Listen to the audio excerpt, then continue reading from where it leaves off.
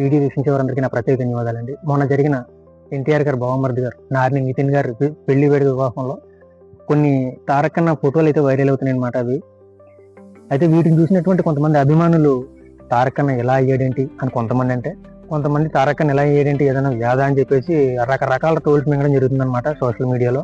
అసలు విషయానికి వస్తే తారకన్న ఇది వరకు వెయిట్ లాస్ అయ్యారు. అది ఎప్పుడంటే కంత్రి సినిమా తీసే టైంలో, యమగంగ సినిమా తీసే టైంలో. అయితే వాటికైనా వెయిట్ లాస్ కథ ప్రకారంగా కథానుగుణంగా ఉన్న ఆ తీరు వేరు. కథలో కథాబలం ఉన్నప్పటికీ హీరో ఆశయాన్ని కూడా పండించాలి కాబట్టి దానికి తగ్గట్టుగా ఆ లుక్ రెడీ చేసుకున్నారు. అయితే ప్రశాంత్ నీల్ గారి వెర్షన్ ఏంటో మనందరికీ తెలిసిందే. కేజీఎఫ్ చాప్టర్ 1, కేజీఎఫ్ చాప్టర్ 2, అలాగే మన డార్లింగ్తో ఇట్టుకున్నటువంటి సలార్లో కూడా వీరోచిత పోరాటాలు కలిగి ఒక మాస్ ఎంటర్టైన్మెంట్ కమర్షియల్ మూవీస్ చదవడంలో ప్రశాంత్ నీల్ గారు లెక్కే వేరు.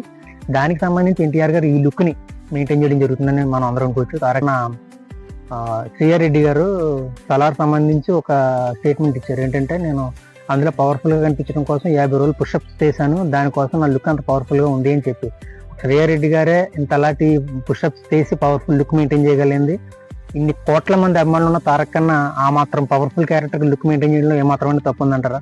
దానికోసం సంబంధించి తారకన్న లుక్ మెయింటైన్ చేస్తున్నారు అంతే తప్పితే ఇందులో ఎటువంటి అపోహ లేదు. దయచేసి తారకన్న అభిమానులు కానీ ట్రోల్స్ మింగే వాళ్ళు కానీ ఎటువంటి అపార్థాలు చేసుకోకుండా ఉంటారని చెప్పి ఈ వీడియో జరుగుతుంది.